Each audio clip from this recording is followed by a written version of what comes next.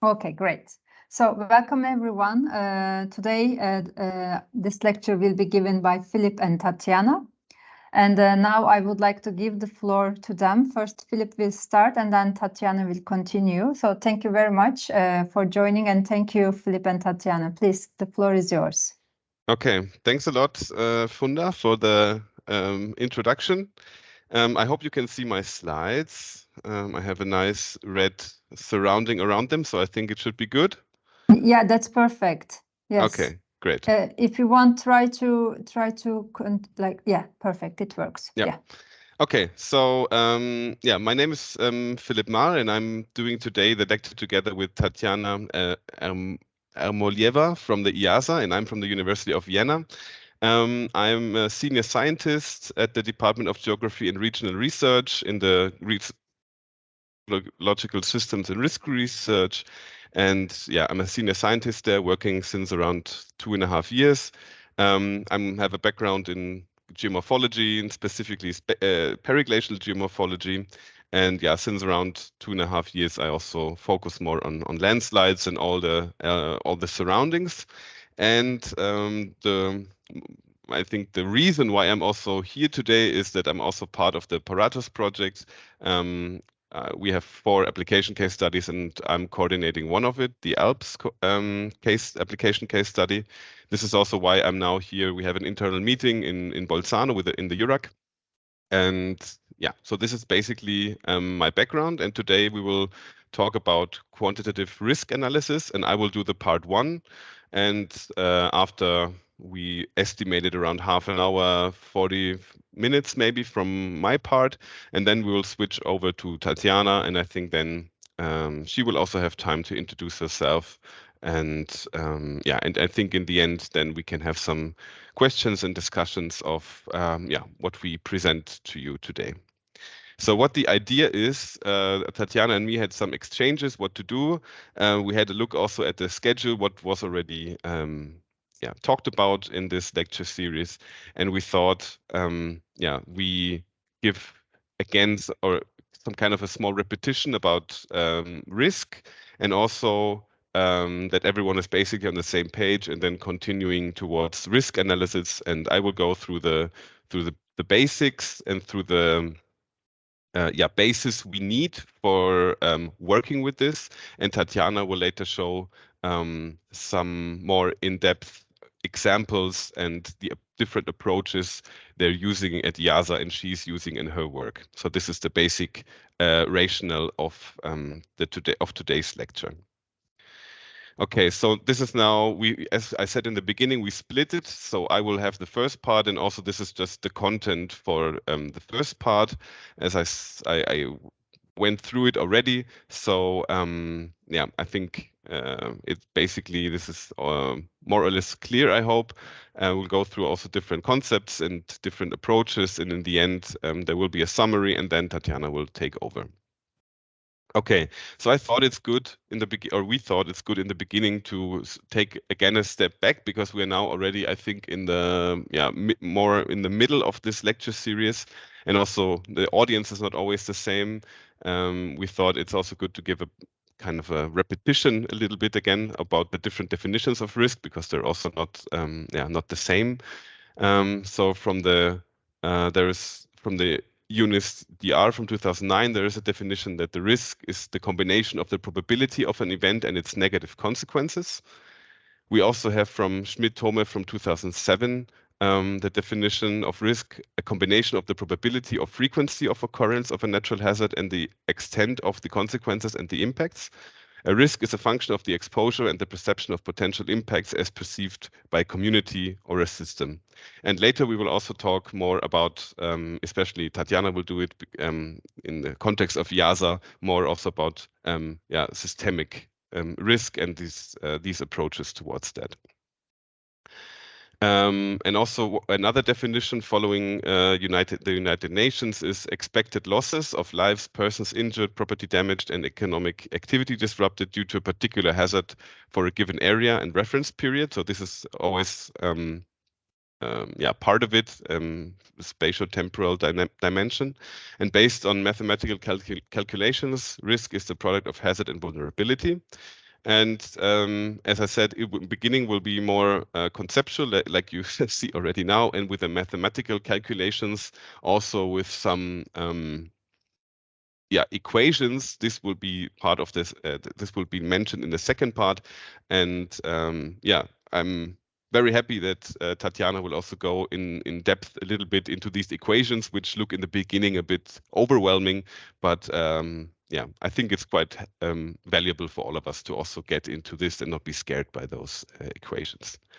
I also brought some smaller ones from like the European norm authority. The risk is a combination of the consequences of an event or hazard and the associated likelihood and probability of the occurrence.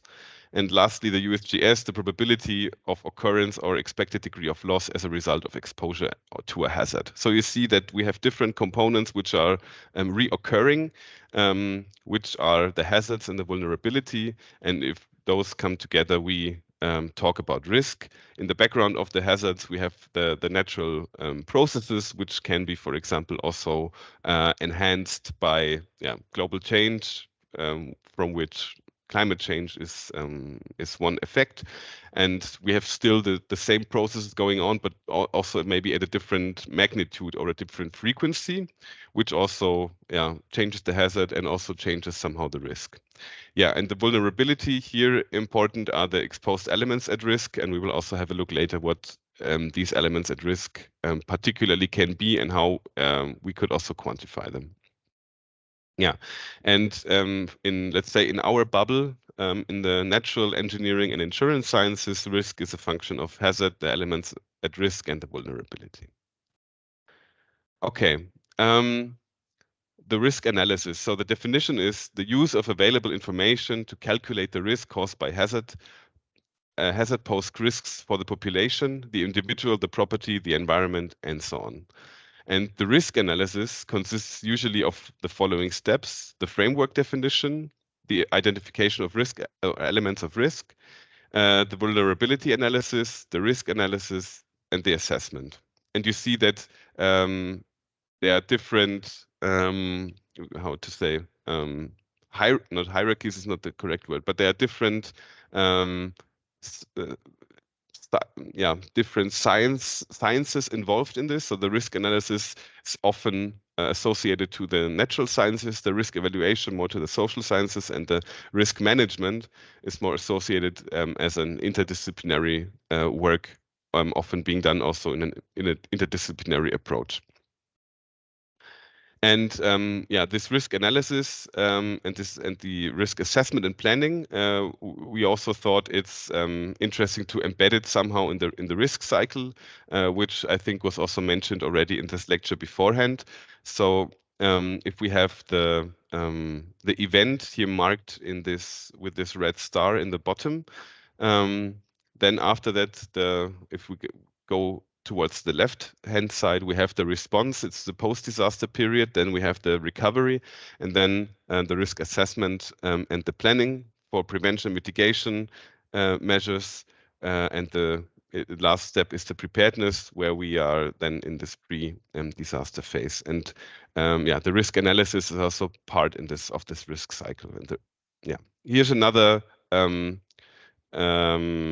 figure from Kees van Westen, which is also putting the risk assessment in the disaster cycle between the recovery and the mitigation and prevention part, with the different with the hazard analysis and the vulnerability analysis. And we will go into look also a bit into this scientific analysis here with the different parts which I mentioned here. So we thought also to give you a small overview to understand also why this risk analysis is being done. So what are the aims of the risk analysis? So firstly, it's there to provide information for decision makers. We also, in the PARATUS project, for example, this open online platform we want to develop is also partly for decision makers. So it's always important to also get more or less your science out to the decision makers. Also, the aim of the risk analysis is the planning as a part of the risk cycle. Of course, disaster risk reduction. Not only the information for the decision makers, but also for the population.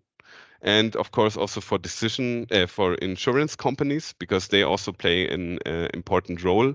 And also, for example, for the spatial planning authorities, which are also somehow connected to the decision makers. And the spatial planning also has consequences for the insurance companies. And yeah, you see everything is somehow interconnected. But these are the 6 main aims of risk analysis we pointed out here. The risk analysis, is the basis or can also be used for the, or is also part of the vulnerability analysis. Both, you see the arrows coming together in the bottom center part for the interpretation of both of those analysis, and this can be called also the risk analysis. And here is a different, different figure also how the risk analysis and the vulnerability analysis come together. So you see on the bottom on the bottom part you see the vulnerability analysis investigates the vulnerability of people and their basis of life to the extreme natural event identified as a hazard. And the hazard analysis on the top right investigates the extreme natural event, its characteristics, its force, its potential for destruction, and its likelihood of occurrence. And with this, for example, disaster forensics and looking at past events is also very helpful in this hazard analysis. And if both analyses come together, the information of those steps can be used to derive and evaluate probable damage. So how this risk analysis can look like, I think this is quite of a figure you see, you probably came across already. Hazard, vulnerability and elements at risk. At the hazard, we, for example, look at the hazard type. So now we are, as we are here in Bolzano, having a look at past events here to develop some impact chains for the Alpine corridor here in the PARATUS project. We also now just discussed different kind of hazards which occurred in the past, and also how they could occur in the future and how they could be changed. And with this hazard types, it's one of the main things which need to be considered in the risk analysis. The vulnerability, as I said, the degree of loss of a specific type of elements at risk, given the intensity of a given hazard scenario, and the elements at risk is the quantification of the elements at risk. For example, if we go to buildings, how many stories does the building have? What kind of value does it have? Where is it located, for example, near a river stream or not? And if we put together the hazard and the elements at risk, we come towards the exposure, which is a spatial overlay of the hazard footprints and the elements of at risk location. This is a similar approach, it's basically very similar to the figure I showed before, but I thought it's nice to add because here are some of the questions you could ask yourself. If you look at the top part with the hazard, how frequent is it? Where did it occur? What kind of temporal and spatial probability are included here? In the vulnerability and the amount, here it comes together with the consequences or the losses. And also, the questions of the hazards. What is also included here is the frequency. So the frequency and magnitude analysis is also an important part of the risk analysis. So here now some steps which we'll shortly go through now. The different steps of risk analysis, and we start with what data are necessary.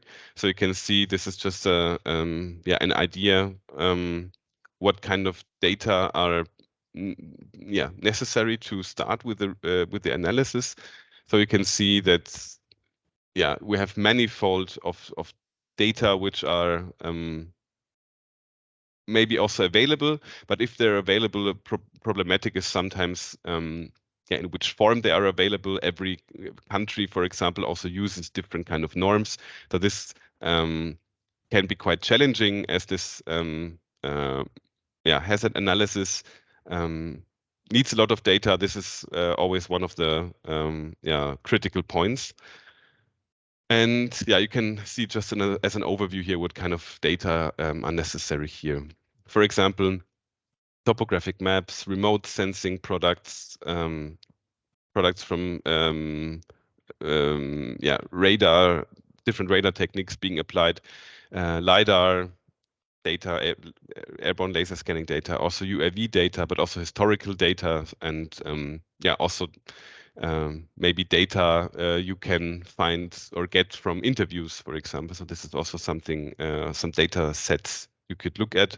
And this data acquisition can be, as I said, quite challenging. But they are always, and it's getting more and more, that online are freely available online from different authorities or stakeholders. But it's really important to get your head around what kind of data you really need, and to also set borders, may it be spatially or temporally, where you also draw a line at some point. There are different examples where these kind of data are being put together on interactive platforms. One older example here is the prevention web, which is not updated anymore since 2 years, I think, or 3. But it also, this was a try to share spatial data information on global risk from natural hazards, and where you can also visualize past hazardous events and also the human and economical hazard and exposure and risk from those. So these approaches also exist. Then I would come shortly to the elements at risk. So we have, I think this was shown already by Kees in some earlier lecture, so I will just be quick about this. You see these different elements at risk, physical elements, and population, and you can read it through. I think it's generally clear that we have these different aspects, and also on the bottom right-hand side that the environmental elements, which are also important. To pick one element at risk, buildings, for example, I mentioned this already. So important information here is, for example, the construction material. It makes a big difference on what material this building is based on. Also, another important information is about the inhabitants. How many of those are there? How many stories are there? Is it just a building with a ground floor, or does it have, I don't know, 50 stories? What is the value of this asset, and also in which area is it? So all these different information, and there also you can also add more information on this. They are important for the risk assessment and risk analysis in the end. Also, what is important is to look at the critical infrastructure, the facilities which are essential for a functioning community, which, if they don't function anymore, it could lead to a system breakdown. So some special elements of risk here would be, for example, police stations or fire stations or schools or hospitals, especially during like an emergency case. Hospitals have a crucial role during, but also after the disasters. And you see some examples here where it's laid out why it is really important as a critical infrastructure. You could also add a critical infrastructure when I think back of our project, in the PARATUS project, where in the Alpine application case study, we look at the transport corridor, so the Brenner corridor, the highway, the railroad, and the municipal roads, for example. And this is also can be considered a highly critical infrastructure, because it's a north-south connection of between Europe, basically. And if we have single or multi-hazard events or compounding events here, this can also lead to a systematic dysfunction of the communities or the transport or the emergency system. Okay, let's talk quickly about the hazard assessment. So I wanted to also again take a step back to get a small definition of what a natural hazard is. So this is considered to be a natural process or phenomenon that may cause loss of life, injury, or other health impacts, and property damage, loss of livelihoods and services, social and economic disruption, or environmental change. And there are different kind of hazards, meteorological hazards, geomorphological or geological hazards like earthquakes, ecological hazards, technological hazards, which we also have a look here. For example, when I go back to the Brenner corridor, we have several tunnels along the road, along the highway. And if we have some power blackout, for example, the question would be how the electronic displays work, how the traffic lights work, or if we have some hacking, some cyber criminality going on. These we would also consider to be a technological hazard. Also, global environmental hazards, which are more of a partly more of a bigger scale, like El Nino, for example, but also extraterrestrial hazards need to be considered, even though they are not happening so often. Yeah, for the hazard assessment, important questions are where do they occur? How often do they occur? How strong? This refers to the magnitude and frequency analysis, which is also important. Also, when and for how long? And yeah, all these things have to be considered to get some kind of a hazard assessment with the spatial probability, temporal probability, and intensity probability. Yeah, and how do we get there? So which possibilities exist here? So it can be based on historical events. This is also what we try now to get a hold of past events which happened here. It can also be based on direct mapping. So if you go out in the field and map some past landslides, for example. There is also community-based hazard mapping. It's also possible expert assessments, statistical analysis, and empirical and numerical models. And about these statistical analysis and about the uncertainties, this will be part also of Tatiana's part of the lecture in some minutes. And these numerical models, you can, if you want, split them into spatial models and dynamic spatial models. Where the spatial models, they are mathematical models with spatial components, and the dynamic ones, they're adding the temporal component to it.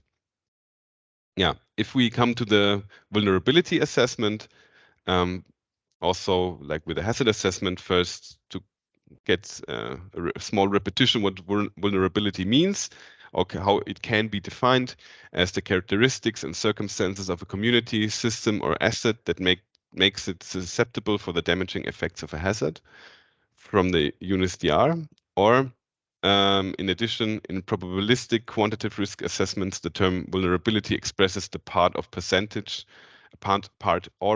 of exposure that is likely to be lost due to a certain hazard. So we can ask ourselves how vulnerable are elements at risk to one or more hazards. And yeah, you can see here the difference between two buildings. One they are based next to the coast, as you can see, or next to a river. And the first house on the left-hand side, it's based on pillars, so it's higher above the ground. It has some different construction material. The building on the right-hand side, they have a basement, and also you can see a small garage there. It has another height than the other building because it's not on pillars, and then there it has some protective works. And yeah, now we can discuss how vulnerable each element at risk, so both of the houses are. And yeah, you can see also that with some adaptive measures, you can you can also change the vulnerability of your building, for example.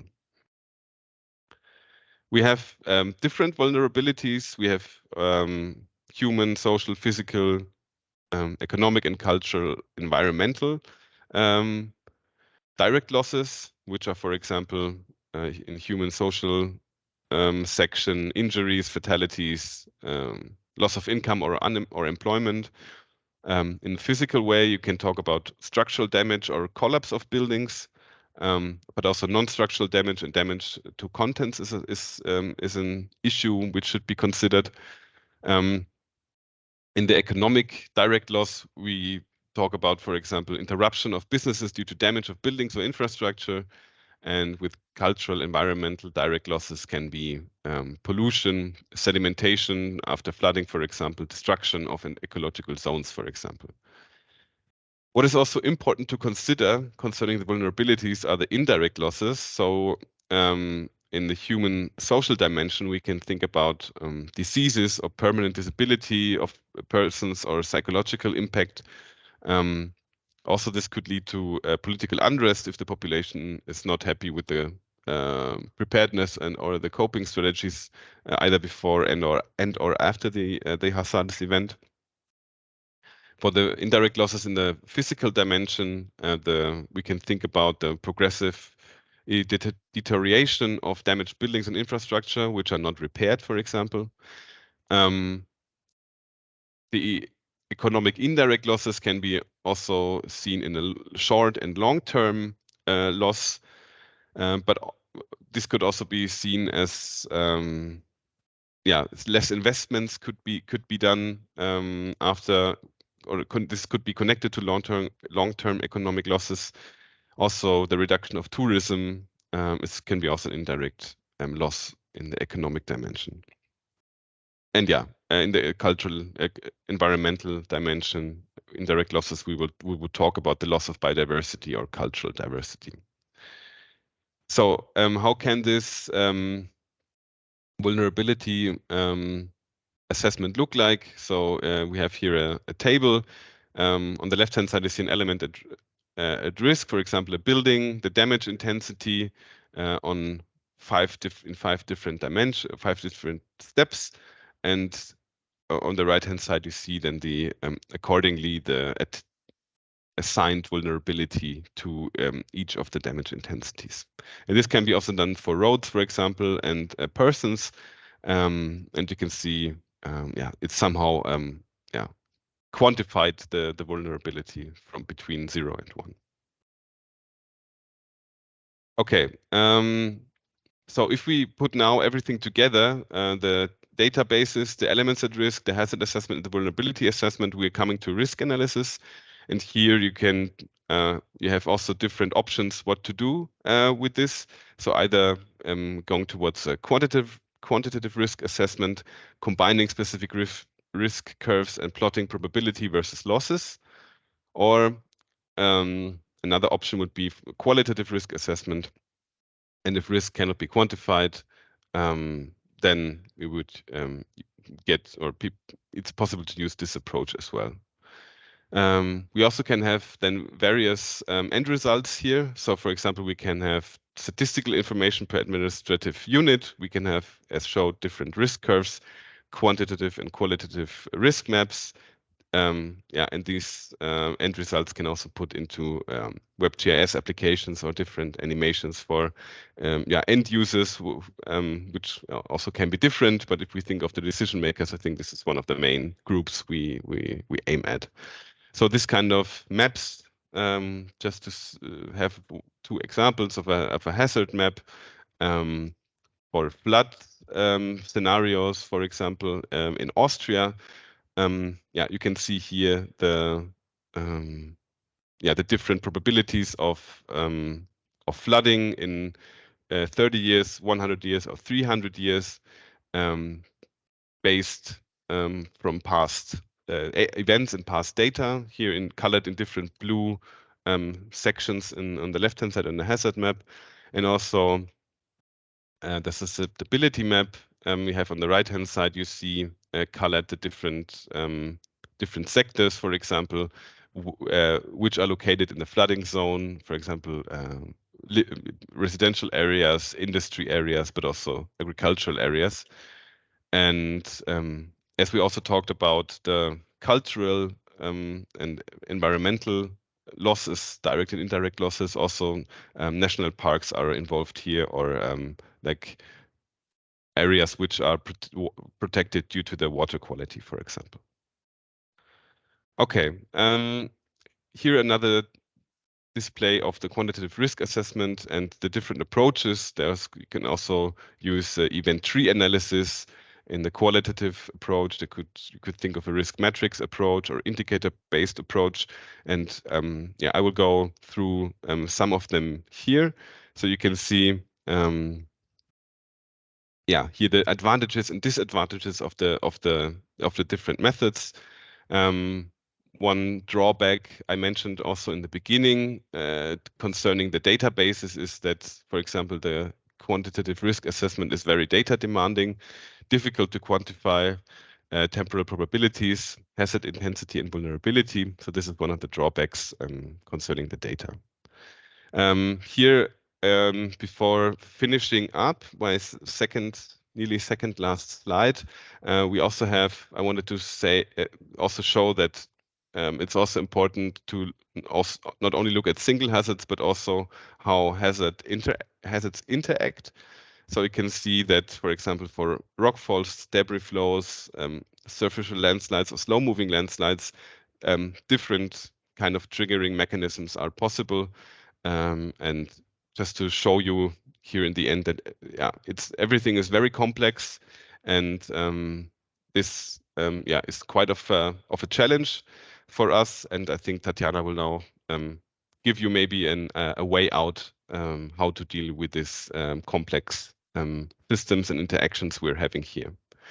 Okay, so to wrap up, I hope you got an idea again of risk and hazards and vulnerability, and also the different steps in the risk analysis.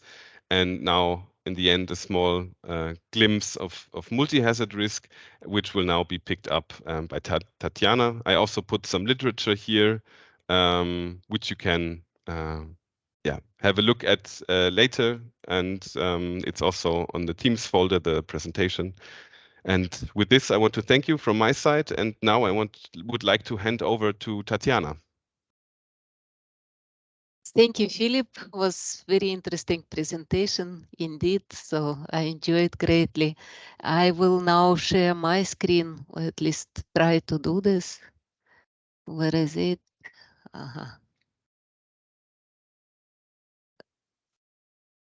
Do you see it or? Yeah. We see, but we see a website, not your presentation, Tatiana. Not my presentation.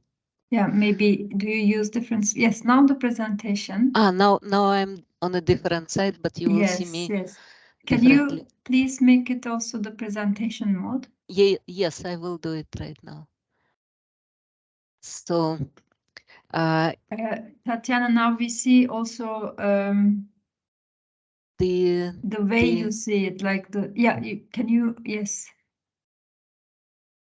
I think you need to go to display settings. No. We see all your slides. You have to go on the very top to display settings. Yeah, the next one. Yeah. Yes. No, the second one, the display settings. Yes. Display settings. And then. Yeah, this swap. Yes, this perfect. one, yeah? Yes. Oh, thank you very much, Tatiana. Yeah, yes, I never dealt with things here.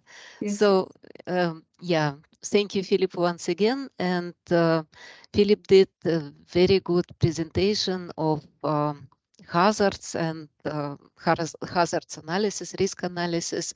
And now, actually, my subtitle, which is jointly with other colleague from IASA, representative of also PARATUS project and with Philipp, dealing with uncertainty systemic risk, whether it is possible to deal with systemic risks and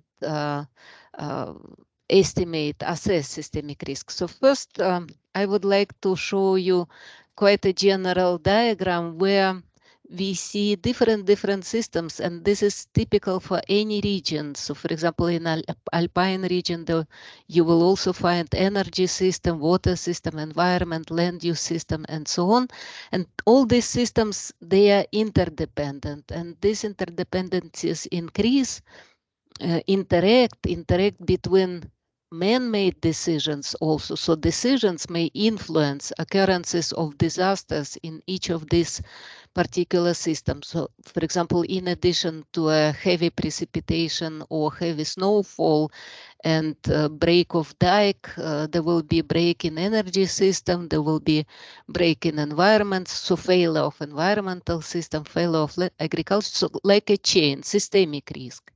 So this systemic risk, this system, it may be considered like a huge network connected through various supply-demand relations, and disruption of such a network can trigger so-called systemic risks, which are associated with critical imbalances. So, for example, if energy is undersupplied or oversupplied, sometimes it happens also. Agricultural production undersupplied, water system undersupplied, or on the other hand, for example, dike breaks and causes flooding. So these risks can be characterized that an event in one system can trigger propagation of shocks through the whole network, and then in the end it will lead to a huge disaster loss.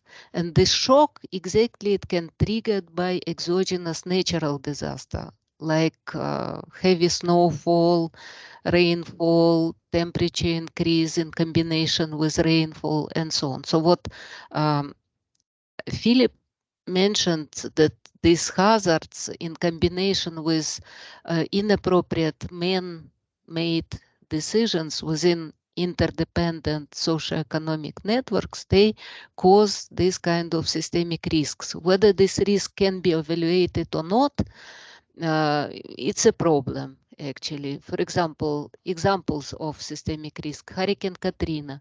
We know that Hurricane Katrina was caused by a huge magnitude hurricane, but from publications now it's evident that the majority of losses of lives in Hurricane Katrina was due to floods caused by fatal engineering flaws in the flood protection system. So flood protection system was actually not properly maintained, not probably with respect to that magnitude of hurricane which occurred. Also, this problem of flooding was, or hurricane effect, was exacerbated by land use, inappropriate land use in that area, in particular deforestation, which let hurricane go through certain area without decaying, so to say. Also, what is actually from one of our case studies, Turkey-Syrian earthquake, also from publications that builders float earthquake resilient constructions regulations. So, and in some programs, we could see that next to a standing building, there was a failed construction. So lots of infrastructure failed because builders did not consider building norms. And in this case, we can speak about safety requirements of building regulations, buildings, dams, insurance. They are also relevant, for example, to water reservoirs. So they are called safety requirements, safety regulations, or safety constraints. And this is one of the risk measure. For example, these safety regulations in nuclear power plants, it assumes that the violation of safety constraints, so power plant can fail only once in 10 to 7 years, so quite long time period. So safety, it defines time interval within construction, infrastructure, system will function without failure. Safety of infrastructure assumes that it is robust or insensitive to the scenarios of hazards, different scenarios of hazards. Water resource systems in literature also such notions as reliability, resilience, vulnerability, risk criteria are used to characterize and measure risks. For example, in one of publications which I came across recently, there was such a figure which shows water systems performance on the vertical axis. Yeah, on the vertical axis, and on the horizontal axis, it's time period. And if you see this curve, it measures system performance. If risk is, so to say, assessed on average mean performance level, if we take mean performance level as assessment of how the system performs, then we may cause lots of failures, because all our decisions regarding performing such a system will be done with respect to mean performance level. While we see that in this graph, WISE system went down some vital threshold, and this threshold, for example, if this is a water level in a reservoir, then these two occurrences, these two events can be considered as flooding. So this will mean overtopping into area which will be flooded, which may then further cause failures in electricity, power supply, agricultural losses, and so on. Also, I would like to mention, because Philipp also mentioned environmental health, water quality requirements, for example. These two cases can be on average, yeah? If we measure water quality in a river, on average, this can be very fine, and fish can survive under this average condition. So most of the time. But in these two events of, for example, harmful substance release into a lake or into a water, all fish would die. So now it depends on a problem setting, what we are after. After we are average performance, or we want to consider exactly and develop such strategies that would allow us to avoid these extreme events, performances, when all fish dies, when overtopping occurs, when avalanche comes and causes damages to a bridge or to a transportation system, and so on. So this is exactly what we are after in PARATUS project. We want to find out this kind of extreme values, which would cause then further systemic cascading events leading to possibly very, very high losses. And these are publications recent. So, for example, safety criteria of dams building, then it's International Atomic Agency, the role of probabilistic safety assessment, safety criteria, and regarding water, resource system performance evaluation. These are these people. They describe reliability, resilience, vulnerability criteria to measure or to assess risks in water infrastructure. So kind of risk assessment. Yeah. Often average criteria are also used in economic performance, economic system performance. So on average, system may perform, if we take average performance indicator, I don't know, whatever, GDP or growth rate of an economy, then on average it performs very well. But sometimes it may drop below very critical level, and this drop may then further lead to economy stagnation. So what we are after, again, we want to develop such measures which would allow us, this is also measure of risk, it's probability that this event when indicator drops below critical threshold, we want to make it as long, push it as long as possible, or completely avoid it. And we may also want to put, for example, here gamma. It may characterize how often we want to that this event occurs. This way, this event is allowed to occur. So if we want that it never occurs, then possibly these measures will be extremely costly. So there is a trade-off between implementing completely safe measures, which allow us to completely avoid failures, trade-off between some measures, which would allow still this event to happen once in a while. So here it also happens in the insurance business, because in insurance, for example, this is insurance reserve curve, which characterizes inflows of premiums minus payments of coverage to people suffering losses. And if premiums and coverage are calculated based on average losses in locations, then on average, in fact, so this insurer may perform quite well.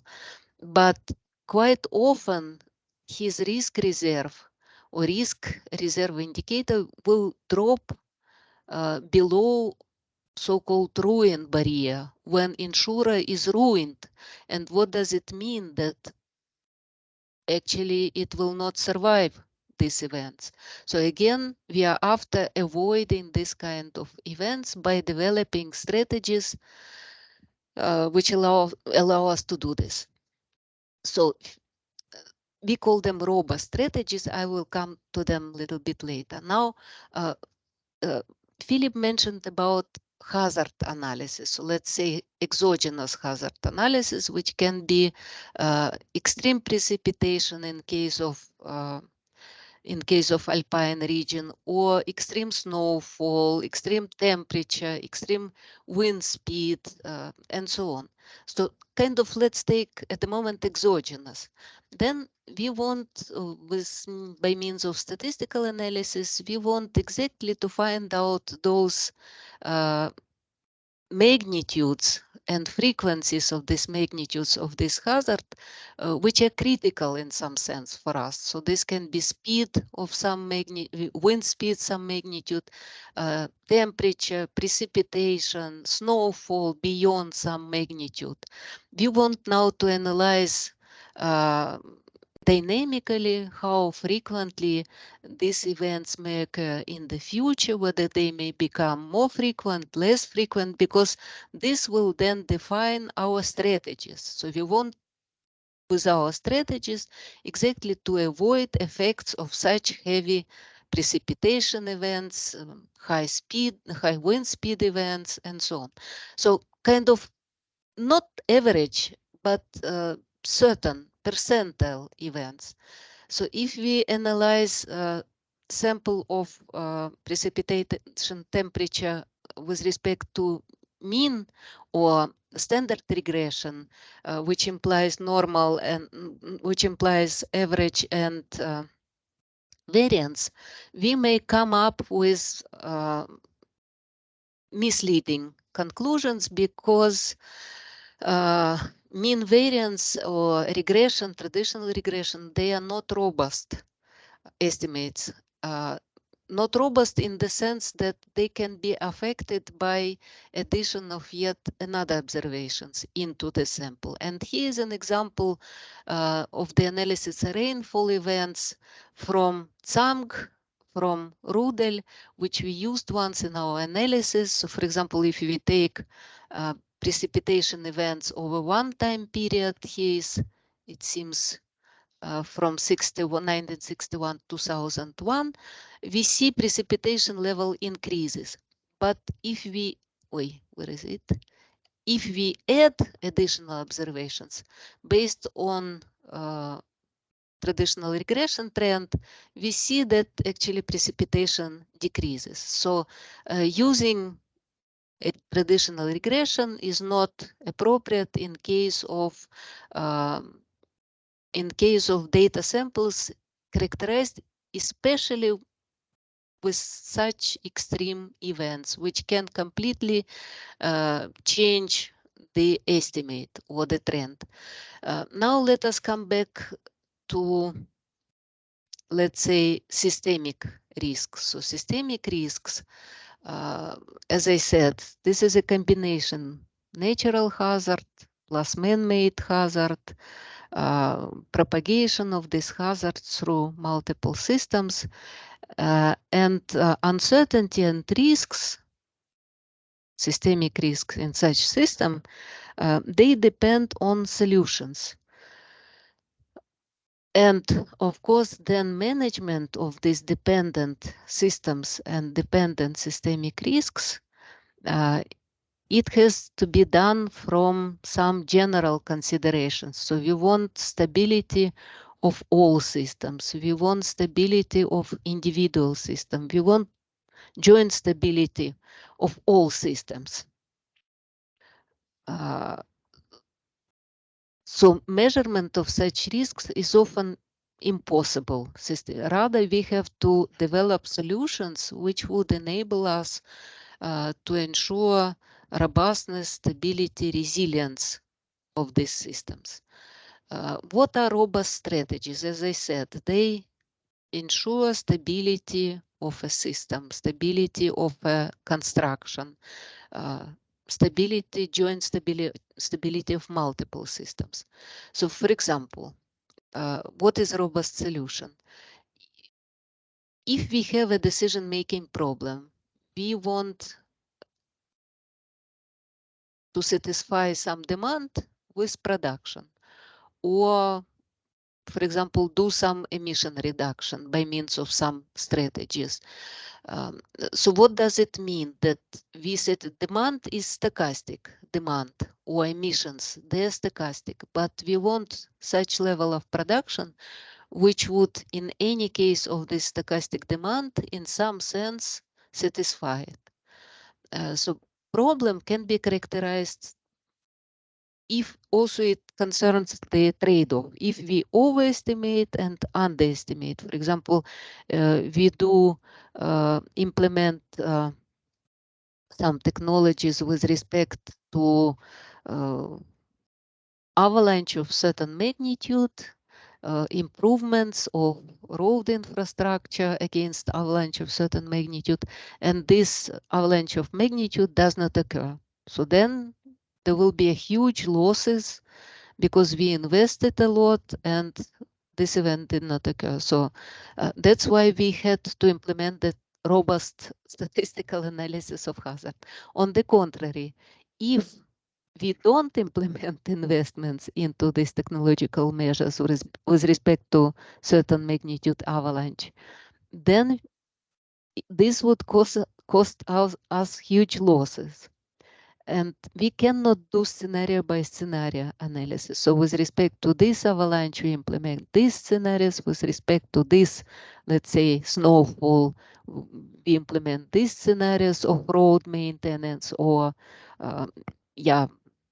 dike maintenance.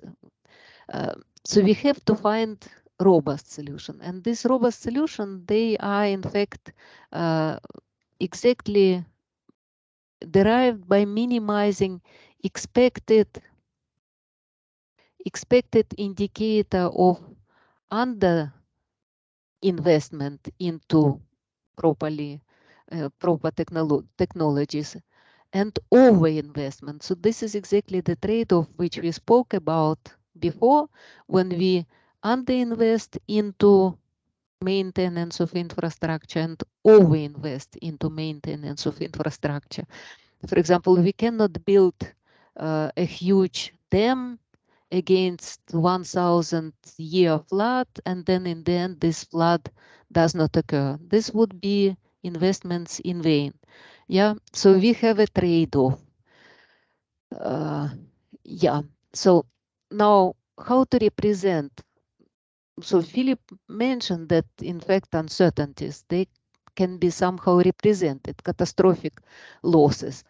Yeah, so they can be represented by means of we observe certain statistical data, and this data may be combined into a histogram where values of, let's say, values of losses, they will be reflected on the horizontal axis, and their frequencies of losses will be reflected on vertical axis. Then there will be certain number of intervals within each these losses may fall. And now we see the shape of empirical probability density distribution function of our losses. Losses due to a hazard, for example. So this also, we may have, speaking about dependent systemic risk, we may have several systems. So several systems characterized exactly by these histograms, kind of losses, here losses, but these losses can be also affected by prices. Technologies can be affected by histograms of costs. So costs, and then how can we then derive the distribution of yet a variable which depends on outcomes from each of these systems. So sales, prices, costs. We perform Monte Carlo simulation. We draw from each of these systems its value with respective probability, and then in the end we derive final probability distribution of an end variable profit. So this is how we in principle can simulate and derive estimate of systemic risks. So this profit, it represents in a sense systemic risk, where it's profit value and probability that it occurs, and profit depends on lots of other variables from other systems. But yes, and this distribution, it may have quite different shapes. So there is empirical, so it's a, but you can also approximate it by some curve, and this curve may have different shapes. So for example, this shape, this is a multimodal shape, multimodal shape, very difficult to be treated. Then this kind of is skewed, where you have less probable but heavier, for example, losses on the right hand side, and so on. So different shapes of this kind of systemic histograms, different shapes. So that system was very simple, but now we deal at IIASA with such a model, Globium. It's a complex land use system which represents functioning of different land use subsystems, submodels, and you see lots of different connections between the systems, from resources to land use conversion, processing, then transportation, different technological coefficients, crop production, livestock production, and so on. So that in the end we fulfill certain demands. And what I was saying about systemic risks, so if there is a shock at some level in this system, it will propagate with different feedback through all system. In the end, it may cause huge losses. Shock can be even invisible on the first glance, but it may then cause imbalances and exceedances of vital thresholds further down in the network. We cannot simulate histograms easily, simulate histograms of systemic risks with such a huge system, not even speaking about if we add here energy system or environmental or water system. So very difficult. Yeah, very difficult.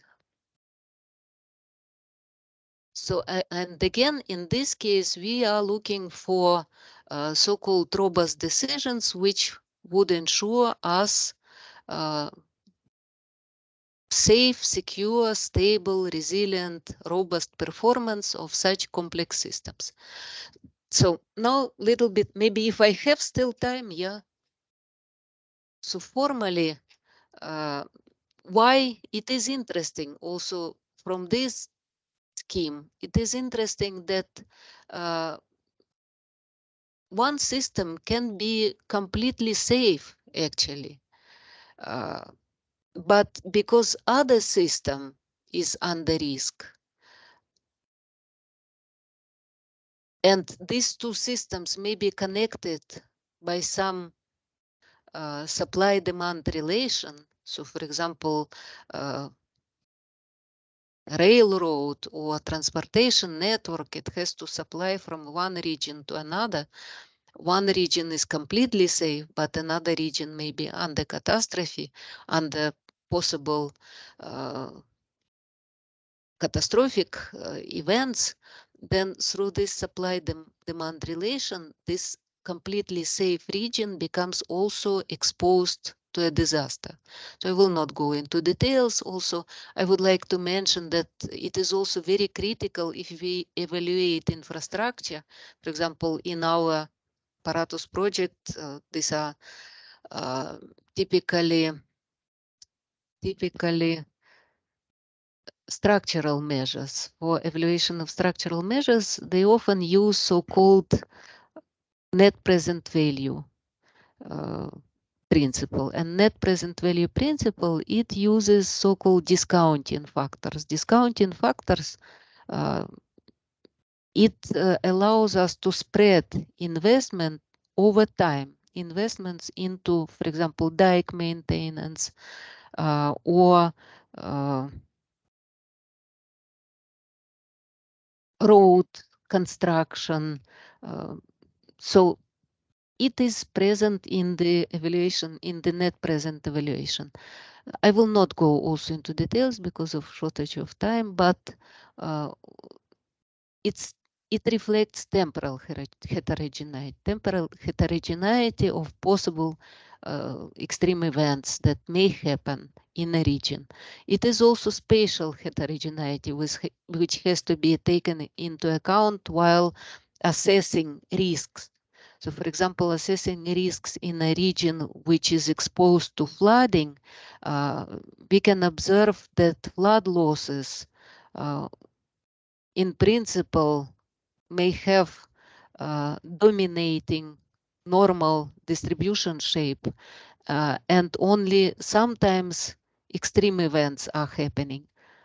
Yeah, extreme losses are happening. And if we calculate average of these losses will be in the interval which is not at all even observed. So this value is not even observed. We had losses on the left-hand side and on the right-hand. And why it is important? Because if we develop strategies against this average risk evaluating measure, then we will fail. We will not cover these losses, and we will overestimate these losses. So in what situations it may happen? It may happen in the case of when left-hand side is low, it may be agricultural region, and right-hand side is more industrial region. And of course, if, for example, floods, small floods happen, they will damage frequent small floods, they will damage agricultural part, and this is exactly this normal part distribution. But then it may recover also quite fast. So because it's agricultural industry will be restored, but then really once in a while may happen extreme flood, and if we don't take into account, then this extreme loss will happen and both regions will not recover at all. So that's why we have to consider in our, and also estimate in our case studies, our measures, develop our robust measures with respect to these extreme events. So now if I have time, I would like to show you another system of interdependent models. It's a river or flood model, integrated catastrophe flood management model, which is characterized by 4 main blocks. Also what Philipp mentioned, it's a river module, which may simulate river flow, how much water can be released into the area nearby, and yet still this released water, it depends on the frequency of so-called exogenous hazard, rainfalls, but it also depends on dikes, dams, modifications, different geophysical data. So it depends on man-made decisions. Then this released water, it comes into inundation, and inundation, it also depends on different man-made decisions on one hand, and it will result into how long this water will be standing in a region, similar like Katrina hurricane, that 80% of losses were damaged because water was standing very long. Oh, sorry. Yeah, and then yet standing water, we can calculate how much losses it will bring. So it depends on how long the standing water will be in the region. So now we have vulnerability model. And then from these models, we evaluate, if we run them in a Monte Carlo way, we calculate multidimensional histograms of losses and gains for different agents. Like it was before I showed, we ran model putting here in different values of policy variables here, which would derive as different values of losses. And then these losses will be differently shared, scenarios of loss will be differently shared by different stakeholders. So it will be multi-dimensional histograms of losses and gains. What should we do with them? If we have lots of different combinations of different policy variables, it's difficult to say what of this combination, which of this combination would give us the least losses to our stakeholders. Now this we can avoid. So here I show you, we did also, like Philipp said, we did several simulations, probabilistic simulations of catastrophic floods and flood losses in one of our case studies. Yeah, so we can simulate these scenarios of floods, as I showed from that diagram. And now same can be done. We did also developed an earthquake generator also. And if we have in a region exposed to floods, if we have initial properties, and then these properties by different scenarios of floods, they can be differently damaged, different combinations of these damages, depending on policies. Now, how we can yet implement, how can we yet find out what policies are best? So our losses depend on policies. In this case, traditional optimization or stochastic optimization technique, it does not work because our losses, our right-hand side depends on our left-hand side, our policies. So in this case, we developed so-called adaptive Monte Carlo optimization procedure. I will not go into details of this procedure. So it's called like this. So we have this block feasible policies, which are all possible policies from here, all possible policies from here, including structural, financial policies, also reallocation of properties, population, all possible policies are fed into this input into Monte Carlo catastrophe model. This model, as I showed, calculates a scenario of gains and losses depending on these initial feasible policies. So if these gains and losses are bad or beyond some threshold values for any of our stakeholders, so here we have in this block indicators of goals and constraints, then we do iterative revision, which I will also not go into details. We have a procedure for this. We do iterative revision of these policies initial. And again, we feed these policies into Monte Carlo catastrophe model. Again, we calculate gains and losses. Again, if sum of gains and losses yet not fulfill indicators of goodness, again, we revise them and put them back. And so this procedure runs in such a iterative way of revisions. So here is an example of catastrophe fund or insurance. Let us take now, here can be structural measures, but let us for the moment this illustrative case take only financial measure, catastrophe fund. So if catastrophe fund is supposed to cover certain percentage of losses in specific locations, it can be also an insurer. It can be several insurers here. So this insurer's performance is exactly as I showed. It is characterized by premiums, which it gets from insured, from some possible income or from government investment, let's say subsidies, from some governmental compensation, and minus coverage of losses, which it will provide to population or values at risk, as Philipp said, in case catastrophe happens. So this indicator W tau, tau is the time when catastrophe happens, or just a time period, certain time period. And this is a cumulative process. Premiums plus incomes minus coverages payout, cumulative process. It goes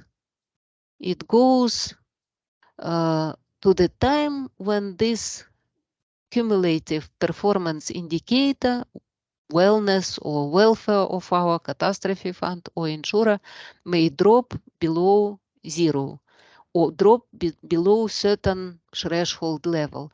And now, similar to what I showed you before, indicator of safety performance or reliability of insurer, we want by our policies, by our coverage, by our premiums, by our structural measures, we can also apply reallocation of properties. We want to avoid exactly these events when W tau will be below zero. So we want only, for example, once in 1,000 years that this event occurs, and so on. And now if we started from initial insurers or catastrophe fund coverage from different locations, if we run simulations of floods in this region with these initial coverages, our insurers can become quite often and heavily bankrupt because they are heavily exposed. They often have to cover the losses, huge losses. But by running this revision procedure, they will diversify their portfolios. They will put take additional risks, maybe different uncorrelated risks, and they will diversify their portfolios, and then the risk reserves or capital reserves, this performance W tau indicator, it will look much better. So they will avoid completely cases of bankruptcies and even gain some profits. So yeah, this we can discuss then further.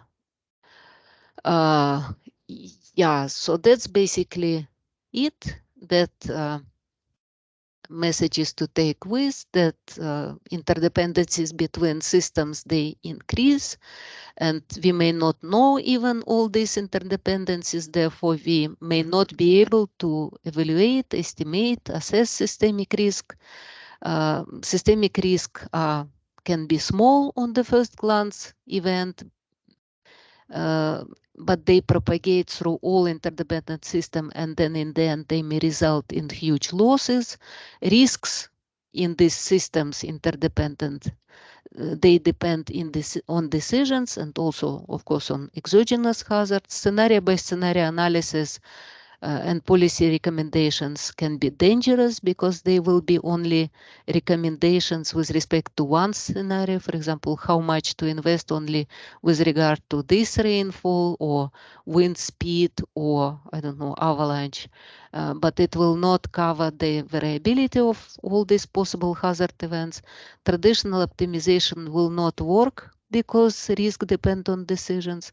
Mean variance criteria do not work because it does not capture extreme events, and also it is very sensitive to addition of yet another observations and events, and therefore there is a need to introduce, to manage systemic risk, there is a need to introduce individual and joint safety constraints to ensure individual and joint systems robustness, resilience with respect to multiple, possibly all extreme events, including systemic risks. So thank you very much. Thank you very much. Thank you, Tatiana. Thank you, Philipp, for this complimentary presentations. So it's really nice to have you back to back.